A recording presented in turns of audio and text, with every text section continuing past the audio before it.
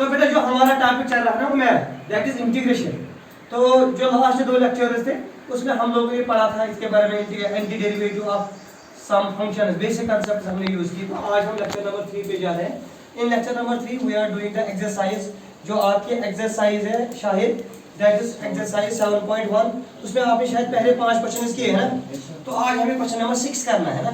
तो before going on exercise question number 6, तो we will give a brief review of lecture number 2।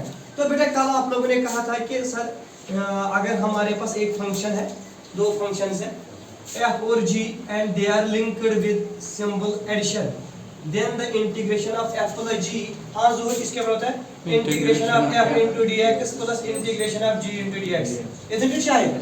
तो आपने कहा था एक और result, sir if we have 2 functions and these are linked with difference, then the integration is f dx minus g of dx, isn't it बेटा?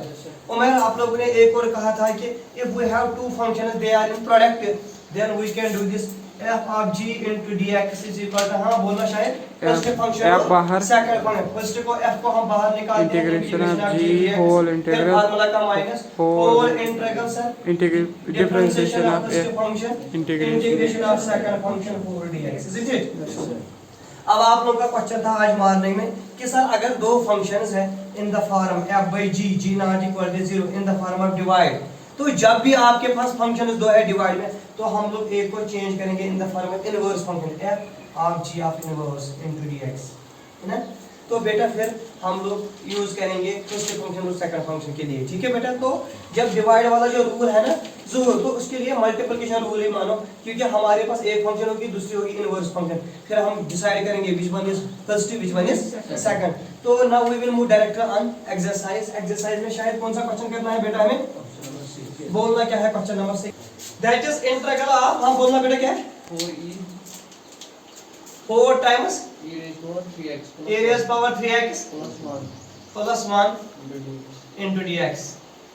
तो शायद जब भी आप लोगों ने यहाँ ज़ुहूर देखी उमेर फंक्शंस, आपने कहा सर मेरे पास 2 फंक्शन है, एक एक्सपोनेंशियल फंक्शन है दूसरा कांस्टेंट फंक्शन है, both the functions are linked by addition, है ना। तो आपने कहा हम इसको लिख सकते हैं 4 times e raised power 3x dx plus integral of 1 into dx, isn't it बेटा? आपने कहा सर 4 कांस्टेंट है, 4 को हम बाहर निकालेंगे Umer, integration of e raised power 3x dx plus integration of dx, हमसे कोई फर्क नहीं पड़ेगा। तो बेटा this is 4 e raised power 3x का आपको पता है एक्सपोनेंशियल, इसका आएगा e raised power 3x और angle given that is 3 plus d और x कैंसिल होगा x plus c। This is how we can find question number 6 बेटा, क्लियर? Yes sir. बोलना क्वेश्चन नंबर 7 क्या है शायद, integral of x square of 1 minus x square into 1 minus x square into 1 minus 1 divided by x square, बेटा x square into 1 minus 1 divided by x square, 1 divided by x square, ये ना whole dx, isn't it? Yes, sir। तो इसकी आपको integration करनी है। आपने कहा सर जो भी है हम पहले इसको ज़ुहूर सिंपल फॉर्म में लाएंगे। आपने कहा sir can we write down this is integration of x square minus x square divided by x square into dx। तो मैं क्लियर, आपने इस x स्क्वायर को अंदर लेके गए, आपने कहा this is sir equation of x square minus 1 into dx, isn't it शायद? यहाँ पर हादिया आपके पास 2 फंक्शन है, they are linked by difference, तो आप लोग ने कहा this is integration of x square dx minus integration of dx, है ना। तो मुझे बताना ज़ुहूर आप पावर फंक्शन का इंटीग्रेशन कैसे करते हैं, power plus 1 divided by power, तो ये बनेगा x rays power 3 divided by 3 minus x plus constant c। मैं क्लियर, क्योंकि x स्क्वायर क्या है कि x cube divided by 3 minus x plus c। बेटा क्लियर? क्वेश्चन नंबर 8 बोलना क्या है बेटा, integral of ax square plus bx plus c, ax square plus bx plus c। शायद आप अपना आईडिया बताओ। आपने कहा सर इसमें 2-3 फंक्शंस हैं, they are linked by difference, हम उसे भी फॉलो करेंगे। तो ये बनेगा integration of Abish ax square dx plus integration of bx dx plus integration of c dx। मुझे बताना जो a b c है क्या है, constant.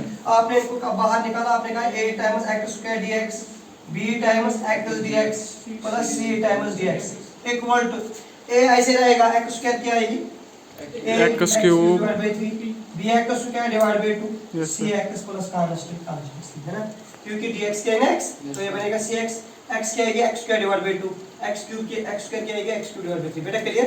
This was question number 6, 7 and 8. Right down this बेटा।